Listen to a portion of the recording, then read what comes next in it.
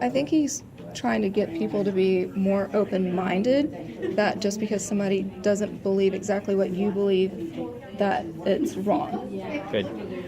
Yeah, this actually ties itself directly to Locke and his ideals about where the power and primacy of human value comes from. It comes from each of us. We're all born blank slates, right? And we Indians, if you accept that, cannot help the environment that they're born into.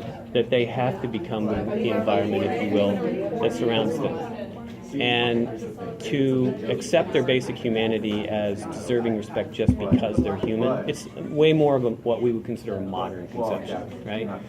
We've been living with it now for 300 years, but for the first 150, you can see how, well, really, since the time of contact, you can see where in the great chain of being people put savages, Native Americans, even using that term, they were at the bottom rung. And it was because they were unsaved.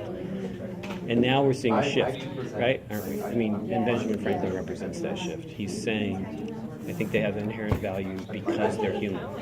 We can recognize them as human. We can recognize what they do as having qualities that are like ours. Like that whole thing about they come into that. It's not true that all white people are giving. Some are. Some you ask for something, you need some help. Yes, I'm going to give. It's not white people, just people in general. Some are giving, some are not so giving. Okay? So I wouldn't try to just make that binary. I think you have to understand he's actually speaking to an audience, but he's also speaking to with a concept of a background in learning and philosophy that he believes about people, all universally, which is different. He's more well-traveled. His letter was from 1750. When is it? Well, that's what I was trying to. It doesn't. I can't remember the I didn't exact see date any for dates, but I thought I had read something. It was like 1754 or something in that era, but it wasn't written until like It's a letter, yeah. yeah, because well, see, the treaty was during 1744, but his essay wasn't published until 1784. That would make sense. So A lot of things were being published by Franklin at that point. I think he was he either died or was close to death. When did he die? I don't know. If you got a biography, it doesn't matter. yeah, I know he was losing it during the Continental Congress, so he was still alive in 1789. So what I'm saying is he was a statesman.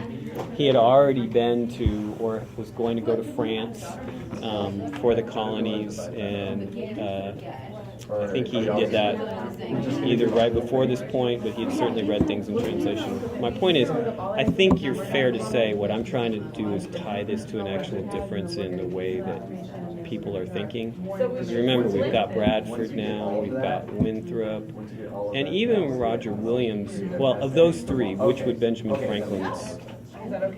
would align himself more with Benjamin Franklin's way of thinking? Bradford.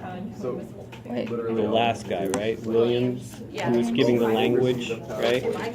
So I think he's more in that tradition. If you're trying to think about who this letter's to and why he's thinking about natives differently, you might want to point out the differences between in 70, 80, 90 years, what he's bringing up versus what was brought up beforehand, which was the natives have decent, have a common decency as people, and they have these good qualities, and we're not going to keep calling them savages, right? He's almost trying to overturn that concept. is that almost to the same thing as like what slavery was at one point? Is almost kind of to the same, like. You could draw that analogy. And we're going to actually we're going to look at Phyllis Wheatley, who's one of the first published, not only people, period, in the colonies, but African. She happened to be African American, okay, and she was brought over here anyway. She's a fascinating biography. She wrote a laudatory poem to George Washington, met him, was a person of, if it weren't for her background, probably would have been celebrated and lived a long life. Unfortunately, that didn't happen, and she died tragically. But my point is, her legacy was that she started changing people's minds. It was already starting to change before that, but yes, an analogy can be drawn. So is that what we're trying to do here? Is that Franklin's trying to change the minds of people? I think that's a very just trying to defensible- humanize everyone. I think that's a very defensible take Okay. on how he's writing differently from what we've seen already. All right? So you can like take like what's his like. I'm scared now after that quiz. What? And I'm scared now after that Because like quiz. the I don't think you should be past, scared. It's, Like it's all right. Bradford and them were like a little opposite, so maybe bring some of their argument. I think you're giving, no, don't overthink this. This really isn't that big a deal. Really, if your main idea is that he is trying to educate people in the colonies and really Anglo people about the basic decency of Native Americans, I think that's totally solid. And you came up with it, not me. Okay? So Okay. that's fine. Don't overthink this and try to include a whole bunch of other stuff. Then what are you going to do? You're going to find examples in the text that represent that, and you're going to provide other analysis, right? And you said around it. that we can like do a PowerPoint or act something out or do something like that. Yeah, you can act something out, make a video. You can do whatever you want. That'd be fun Okay. if you want to. Get your Benjamin Franklin wig.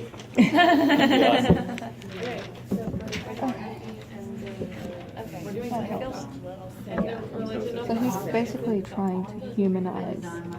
He's trying to like.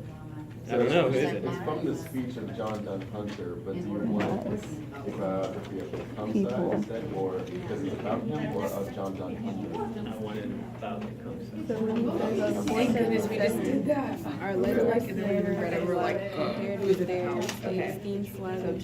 Oh no, that's slave. I'm not trying to trick you. Where are you at, hon? This is pretty straightforward. It's about the concept. All right. I know it. I know it's given. I brought my by book today. someone else, right? Don't worry about that. Well, Okay. it's an eyewitness account Oh, so he's talking about of a speech that Kamsa did. So Yeah, it's sort of like a biography of a moment, if you will. Okay, so we're going to trust that the person who is providing that how they information is live their trustworthy. lives. So is that a good way of saying it?